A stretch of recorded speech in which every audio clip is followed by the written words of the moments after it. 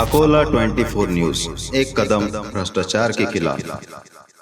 योगेंद्र यादव ने की हमले की निंदा। हमलाखोरों को था मुझसे डर, पत्रकारों से बात करते हुए लगाया आरोप। अकोला में आज महाराष्ट्र डेमोक्रेटिक फोरम द्वारा विचार मंच का आयोजन किया गया था।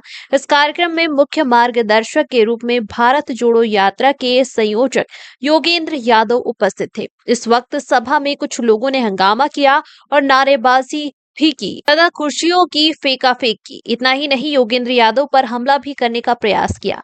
इस हमले का योगेंद्र यादव ने निषेध किया है। सभा में उपस्थित कुछ लोगों द्वारा हंगामा करने वाले वंचित बहुजन अघाड़ी के कार्यकर्ता थे, ऐसा आरोप यादव ने प्रसार माध्यम से बोलते हुए लगाया तथा हमलावरों ने यह हमला मुझ पर न करते हुए सीधे संविधान पर किया, ऐसा भी उन्होंने उस वक्त कहा।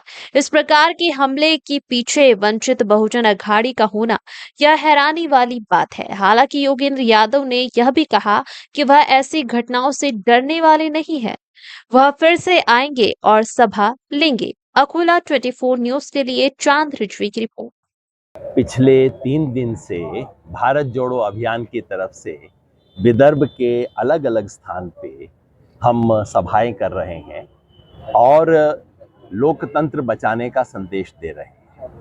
आज यहाँ अकोला में हम आए, हमारे 2 साथी बोले और बोलने से पहले मेरे पास एक सज्जन आए, कहते कि जब आप बोलेंगे आपको कुछ सवालों का जवाब देना होगा। उन्होंने एक पर्ची मुझे दी, कहा कि इन सवालों का जवाब देना होगा। मैंने कहा बिल्कुल दे दूंगा, आराम से आप बैठिए, सुनिए, मैं जरूर जवाब दूंगा।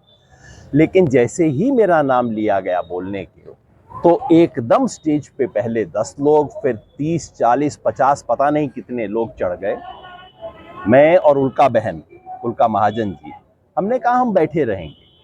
वो आए, चिल्लाते रहे, धक्का लगा रहे थे। हमारे साथियों ने घेरा बना लिया उसको बचाने के लिए, लेकिन उनकी तरफ से और लोग आते गए और ऐसा लगा कि एक तरह से बिल्कुल एक स्टैम्पीड नुमा सा हो जाएगा।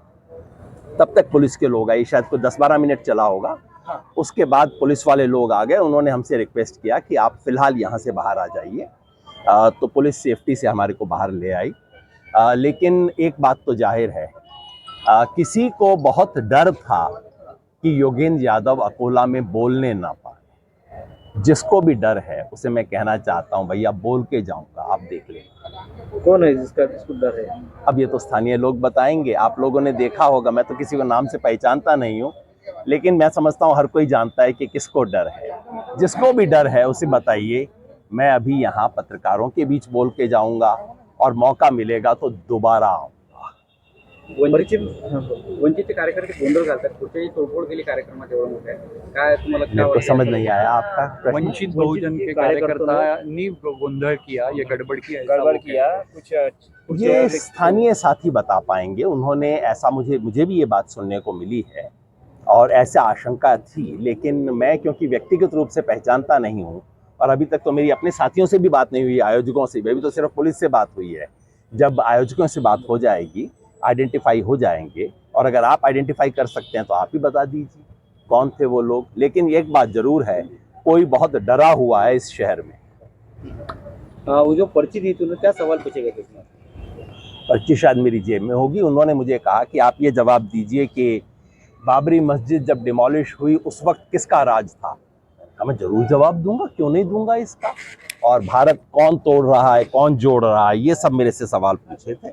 मैंने कहा मैं जरूर जवाब दूंगा। ये पर्ची दी थी उन्होंने मेरे को, मैंने कहा मैं जरूर खुशी से जवाब दूंगा। सुनोगे? उन्होंने कहा जी सुनेंगे, लेकिन सुनने की हिम्मत नहीं है। लेकिन सुनना तो पड़ेगा, डेमोक्रेसी है। यूं चुपचाप से तो नहीं जाऊंगा। आप आइएगा, पत्रकार परिषद में पूरी बात करेंगे। और हमें भी इस चीज का बहुत